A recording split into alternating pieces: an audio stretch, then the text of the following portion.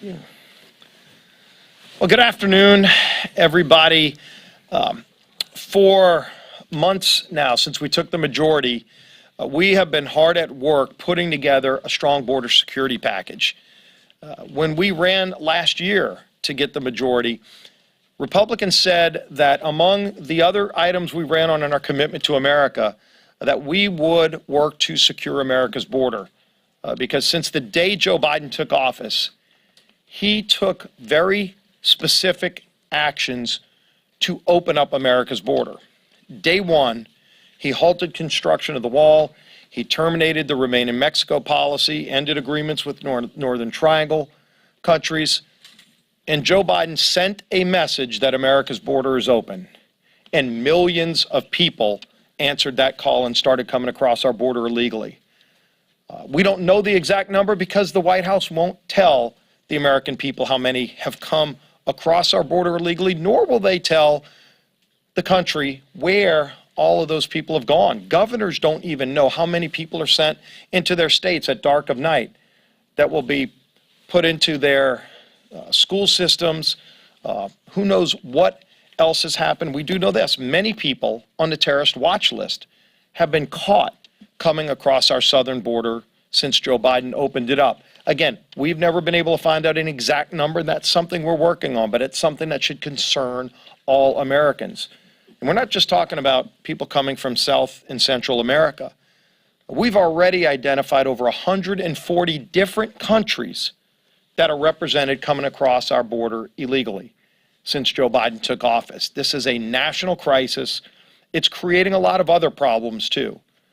We see the fentanyl crisis and how bad it's gotten. Last year, we lost almost 100,000 young people who died from drug overdoses from drugs like fentanyl, which are made in China, passed through the cartels across our open southern border. Every single day in America, nearly 300 young people die because of fentanyl overdoses due to Joe Biden's open southern border. And what has President Biden's answer been? Every day, yesterday, today, 300 young people will die from drug overdoses from fentanyl. Tomorrow, another 300 people will die because of overdoses from drugs like fentanyl. And yet President Biden doesn't want to do a thing to change that because he wants an open southern border. Well, I can tell you House Republicans are fed up and House Republicans are taking action.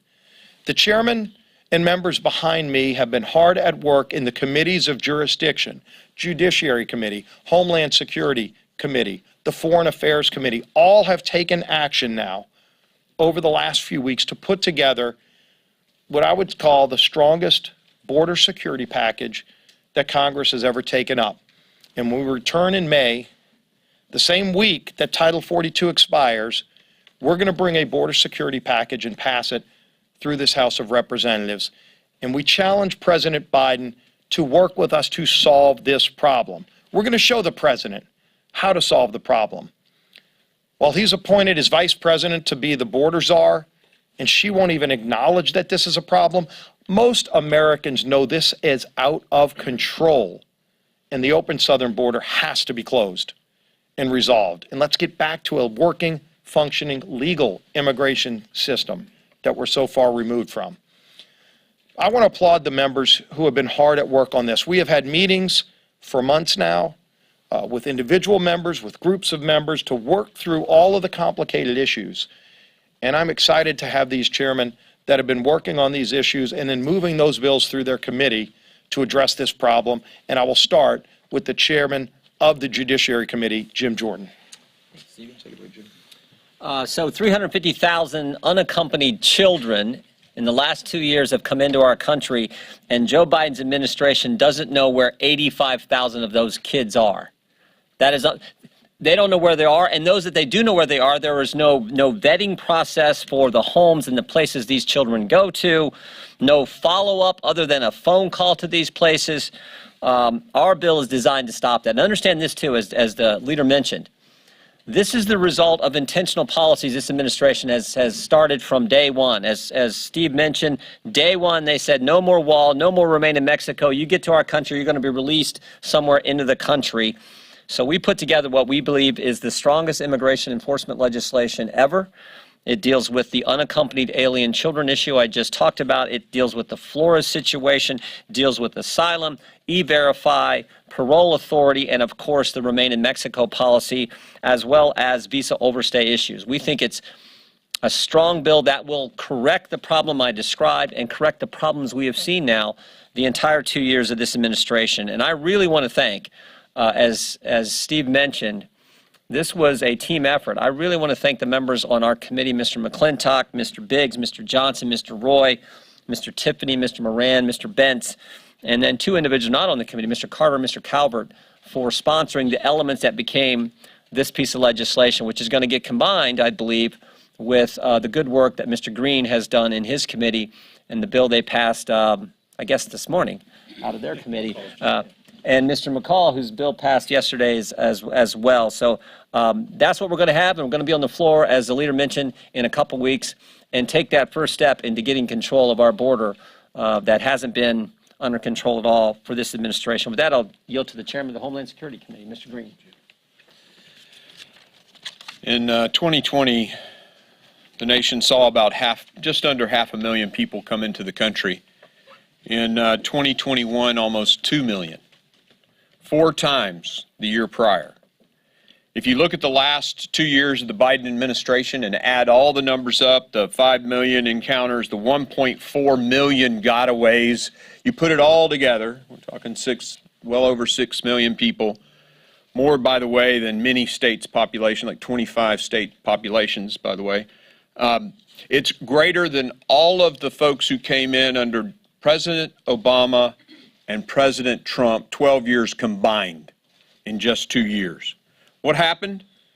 Well, we didn't cut the budget. We didn't suddenly decrease the size of Customs and Border Patrol. What Joe Biden and Alejandro Mayorkas did is they did away with 89 policies of previous presidents. That was the difference. They allowed the return agreements with other countries to completely expire, so that ICE has no way to send people back home because the agreements have expired. This was intentional.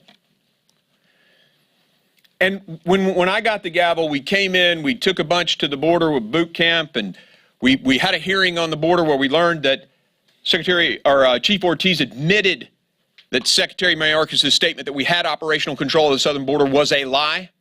And we do not have. In fact, he went on to say 5 of our 9 sectors of our southwest border are under the control of the drug cartels. That's the chief of the Border Patrol. These decisions made by Joe Biden and Alejandro Mayorkas have facilitated the drug cartels using a strategy of overwhelming the crossing sites, tying up Customs and Border Patrol, and then sliding the drugs around them in the thinned out rural areas.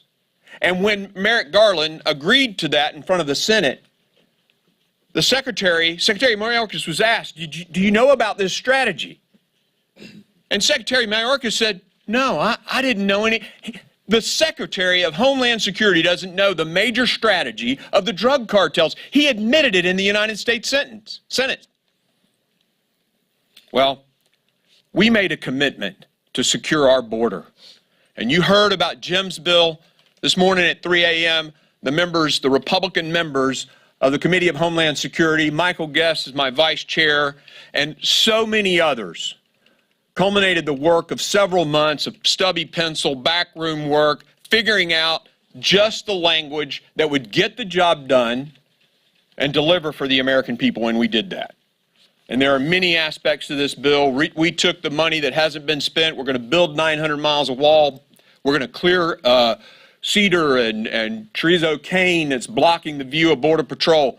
We're going to take care of those Border Patrol agents. 17 suicides in a force of 17,000 because they're overwhelmed with this open border. Mr. Biden care? No. He didn't care. They even made fun of them and denigrated them, knowing full well that those men weren't whipping those migrants. We have the proof now, by the way. There are many other aspects: technology, license plate readers, authorizations for the Border Patrol to do things they need to do their job. And it has been an honor to work with the members of this committee. I owe it to every single member. We owe it to every single member of this committee for doing the hard work that they've done. And it's been an honor to work with them and get that bill done. And if I seem a bit pressured, it's because we were up till 3 a.m. getting it done. Oh, yeah. But right there with Chairman McCall, who is with us also.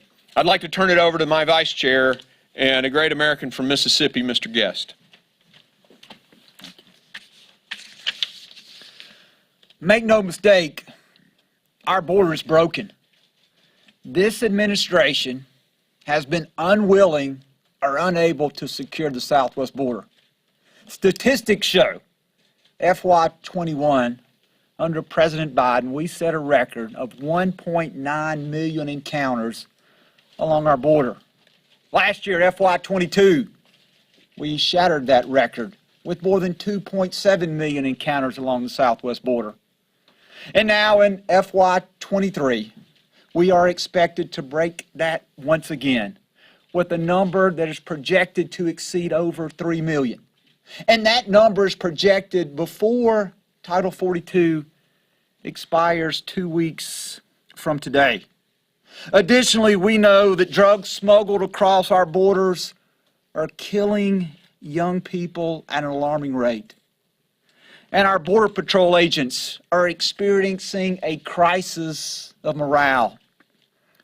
Secretary Mayorkas, as Chairman Green spoke of moments ago, continues to deny the crisis that exists on our border, even as his chief of patrol recently testified before Congress that 5 of the 9 sectors along the southwest border were not secure. House Republicans are stepping in to fill that gap of leadership created by the inactions of this administration. This legislation will hire thousands of new agents. It will pay retention bonus to frontline officers. We will invest in new technology. We will construct hundreds of miles of walls and barriers, and we will support our local and our state partners. The time to act is now, and Republicans must lead this fight. The fight to secure our border, the fight to support the hardworking men and women of law enforcement, and the fight to stop the flow of illegal drugs coming into our communities that are killing young Americans. I promise you, I pledge to you that as Republicans, we will not back down from this fight, that we will bring this legislation to the floor, and that we will combat the failures of the Biden administration. At this time, I would like to introduce to you my friend from the great state of Texas, the Chairman of Foreign Affairs, Chairman McCall. Thanks, Leader. Jim, great work on judiciary, and we're up till, what, 3, 4 o'clock in the morning? Good work. Good work. Look, I'll speak plain talk. I've dealt with this issue for 20 years in Congress. Prior to that, I was a federal prosecutor. I had as U.S. Attorney, the border in my district. My first bill 20 years ago was to end catch and release. And here we are 20 years later, same policy. I know this border well because my state of Texas bears the burden. My state has appropriated $4.5 billion just this session to deal with a federal government issue.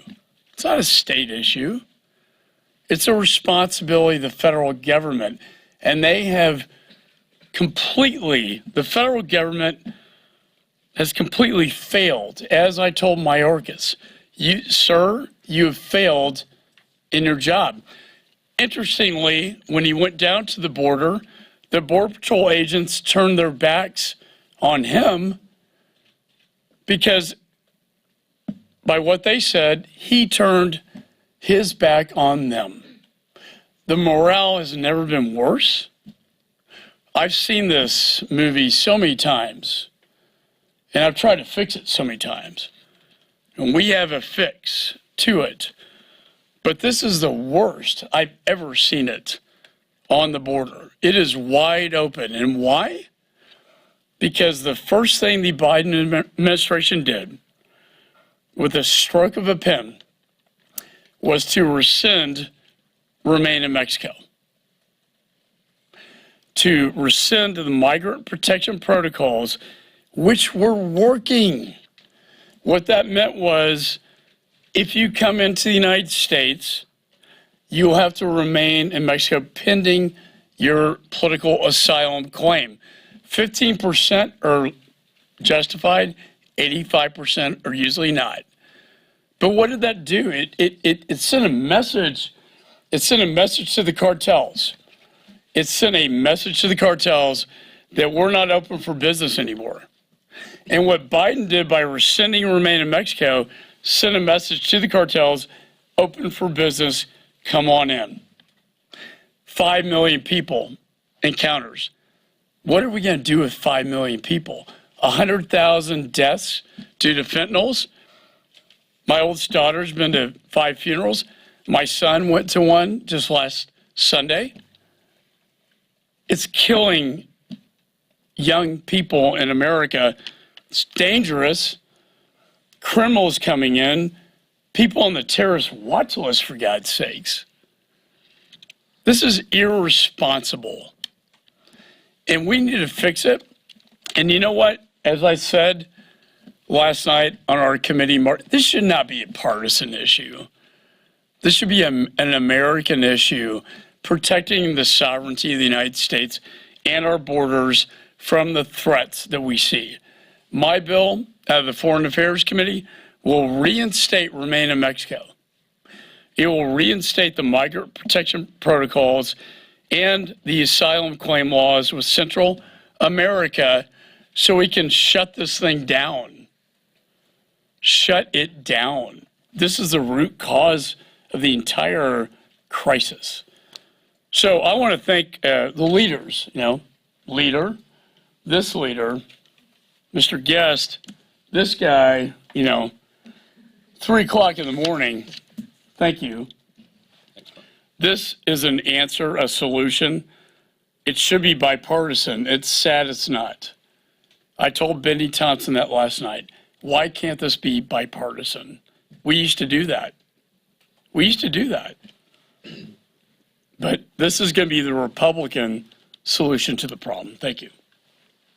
With that, we'll be happy to take some questions. Yeah. Thank you. Are you confident that you would have 218 votes on the floor if you bring this to the floor next month? Well, our members have been very interested in having us bring a border security package to the floor. Since we ran on this last year, and especially since we took the majority, obviously our members want to know what the final product is. And so we've been working for months to put that together. And as you can see, it's gone through 3 different committees. It's a number of bills that have gone through those committees. So now that we have all the bills out, we're going to get that information to our members. I'm very confident we're going to pass it when we return in May. And again, let's challenge the president and the Senate to not only acknowledge this problem, but to join with us in actually doing something about this problem instead of sitting back and letting 300 young people die every single day and they don't care. Can you talk about the issue of asylum specifically? That was the sticking point when earlier versions of the bill came out, when you wanted to pass it in the first 2 weeks of Congress, and that led, with the opposition there, that led to you all going back to the drawing board.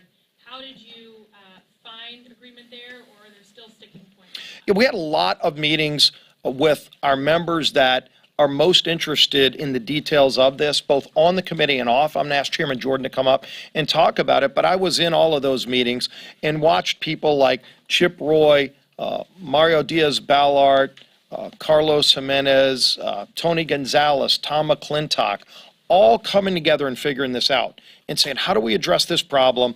We understand why asylum is there. The asylum process was being completely abused and ignored. And so if we make the asylum process work again, what we really want to do is take away the magnet that is encouraging people to come here illegally that don't have valid asylum claims. That's what Joe Biden did. That's what we fix in this bill. Jim can get into the details. Well, I would just add, we want quicker adjudication, as the leader talked about, of those asylum claims, and the legitimate ones that Mr. McCall referenced, truly, eligible for asylum, we want them to get that in a faster time frame. So what our legislation says is you come to the border, you file your asylum claim. If we have space for detention, we will detain people while that's being evaluated. We think that'll move it quicker. And if not, then they will be returned to their home as they await their claim. That makes sense. That's consistent with the MPP policy that was in place in the prior administration, the language that's in Mr. McCall's bill. And as the leader pointed out, we had broad discussions across the conference, and we think we arrived at something that is going to help everybody and get 218 votes. Yes, sir. So is the language between these packages, is any of it going to have to be resolved before it's combined into one bill and put on the floor? Can you do that without any changes? Yeah, we could package it all together. If you watch what we did with the Lower Energy Costs Act, it's probably a good model for how we're handling this. There were almost 20 different bills on what ultimately became H.R. 1. So what we did is take all the different pieces that came out of multiple committees, all dealing with lowering energy costs, and then put them into one package, H.R. 1, and you put them in different titles based on which piece they're addressing of that. Here, in this case, all fall under the category of border security, but 3 different committees with a number of different bills addressing all of these different problems, and so we'll pull them all together into one piece of legislation. Yes, ma'am. Thomas Massey voted against the petition committee bill because of the e-verify language. I think other members of the Newhouse have questions about that piece. Are you having conversations with them and do you anticipate it's going to change? Yeah, in fact, I talked to Dan Newhouse again this morning about that. We're continuing to have conversations with our members. And a lot of the members have been watching how all the pieces have been coming together. And again, those who are the most passionate about this, that have some of their own ideas, have been working with us, coming into some of these meetings. And then ultimately, you work through those issues, and then we'll bring the package to the floor. Yeah. Do you plan on having a line of communication with either the administration or red state senators so that this, or should I say, red state Democrat senators, in order to get this passed?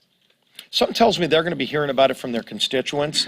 We all have been heeding the calls from all of our constituents. This is not just an issue that involves border state members.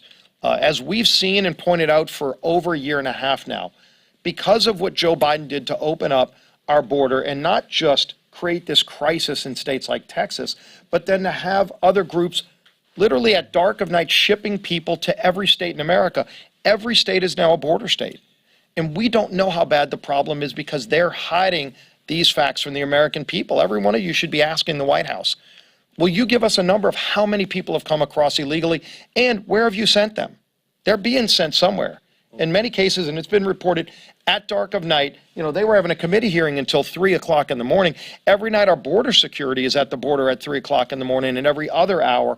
But then they put them on buses, on trains, on planes, and nobody knows where they go. And so every elected officials heard about this problem. The problem is some of those elected officials have put their head in the sand for far too long. They're not going to be able to hide from this anymore because there will be a vote on the House floor where every member of Congress, Republican, Democrat, will have to take a side. Are you going to side with people who are sick and tired of watching 300 young people die every single day? Or are you going to do something about it like we are? And shame on them if they hide from this problem any longer. Yeah. If I can ask a two-part question. You talked a lot about new investments that you would make in the border. How would you pay for that under the spending bill that you passed yesterday? And then second, as a way of trying to get this bill enacted into law, would any one of you accept a provision to help dreamers as part of the bill? Well, first of all, on the funding, the border, all the different entities under Homeland Security have all the money they need to solve this problem. What they've done is taken specific action to make the problem worse. And then it becomes more expensive. When President Biden says the border's open by getting rid of Remain in Mexico, by stopping construction of the wall. And we went to some of these sites. I remember one of the first border trips I took after President Biden created this problem. They took us, the Border Patrol agents, we got to embed with the Border Patrol agents, so you see just how bad it is and why. And they took us to one of the abandoned work sites. So President Biden was paying the construction company that was tasked with building the wall, he was paying them not to build the wall. It's sort of what he did paying people not to work. It's actually more expensive to do that because then you don't get the economic benefit of the money you're spending. So you're spending money to not do something that would have actually saved the taxpayers money. By making the border process work properly and securing the border, we will save billions of taxpayer dollars, and it's a long time coming. I know it went through your committee if you want to touch on that. Yeah, so we did cut go, which is our commitment to America too, right? When we built the rules of how this House would operate. So if you look at the back of the bill, there are very specific programs listed to cut to cover where we increase the money. So for example, the bonus that's going to go to the retention bonus that's going to go to the Border Patrol guys, $9,000 roughly per agent. That's $100 million. You can see where we take that money from in there. It's a minimal amount, but the cuts are at the bottom of the bill, and the plus-ups are in those personnel numbers. Last question. Work on Central America. So Secretary Mayorkas just put out a proposal to help ease the influx once Title 42 comes to an end. Part of that proposal is to create more processing centers in Central America. Do you think that would in any way reduce the volume of migrants coming to the U.S. border? What President Biden and Secretary Mayorkas are doing are doubling down on the failed policies that created this problem rather than working with us to solve the problem. Again, we have the most generous immigration system in the world. America lets in over 1 million people a year legally into our country. It's part of the American dream story that we all tell. So many of us are families of immigrants. And there is a legal process to come here.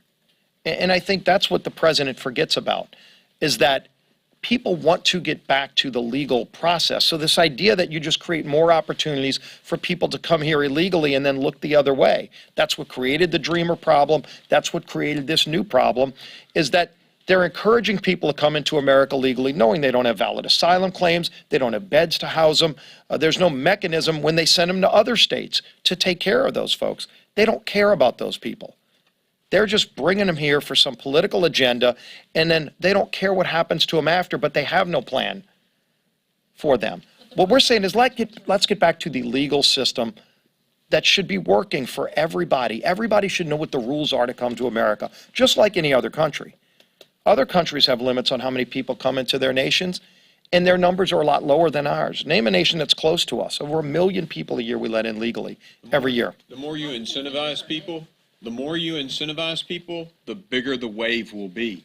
And all the processing centers do is provide more incentive. Oh, the door's even more open. All I got to do is get a coyote from the drug cartel to fill out my CBP One app for me. I'm sure they're paying another little extra fee to get that done. Every single thing Alejandro Mayorkas is doing is to speed more people into this country. You take a look at his budget. It's intentional. They cut CBP and put billions more into a contingency fund to bring more people into the country. This is intentional. And the drug cartels are seizing the day to get more fentanyl in here and make more money. And you ask the parents of that little baby, how many of you have children, was crawling around on the floor of a VRBO in Florida. The tenant before had fentanyl. The little baby was dead. Every single American is at risk for these ridiculous open-door policies. Well, we've had enough. And these bills and the men that have done, and men and women who've done the work to put this together are saying no more. And I do want to make this point before the final question, because we haven't talked about this yet. Today, we've talked about this in other settings, and I think all of you know this. However much it gets covered, it's not enough. What President Biden has done to open up the southern border has created a multi-billion-dollar industry for the drug cartels of Mexico. President Biden is providing billions of dollars to the drug cartels in Mexico, who now have operational control over our southern border. Every American ought to be outraged about that, and by the way, most are. And not only are they getting a multi-billion-dollar windfall, the drug cartels, what they're doing to these young kids. We've seen it, the rapes, the human trafficking. Not only the deaths, 300 deaths a day should be enough, but all of the other things that they're doing to these young kids are bringing across as they're making billions of dollars off of the trafficking is disgusting. Joe Biden ought to be disgusted about it. The thing is, Joe Biden can do something about it. He created this problem. He needs to work with us to solve this problem. Last question. Yes, sir. I know a number of members of the GOP conference believe that Mr. out somehow. Does House leadership have a position on that? What we have said is all options need to be on the table, but we need to get the facts out. And these committees have been doing a great job of getting the facts out as they've been writing these pieces of legislation that are critically important. So we've been working on two fronts. One is legislating, which is a very critical piece of our job in the majority, but the other is the oversight and accountability part. And the good news is all of these committees have been doing both. They've been having hearings to get more facts, and let's let the facts lead where they may. We haven't limited in any way what they can go and find out or what happens once we find out all the facts, but we're also taking the lead to legislate to fix this problem. And if the people that are there aren't fixing it, which they're not, Secretary Mayorkas has said over and over again the border's secure. Joe Biden has said the border's secure. Kamala Harris has said the border's secure. Every American knows the border's not secure. And so it's about time they start shooting straight with the American people. But we're not going to sit back and try to play that charade they are. We're actually working to fix this problem as we hold people accountable who have created this crisis that Americans are facing every single day. Thank you all, and we'll see you on the floor in 2 weeks on this bill.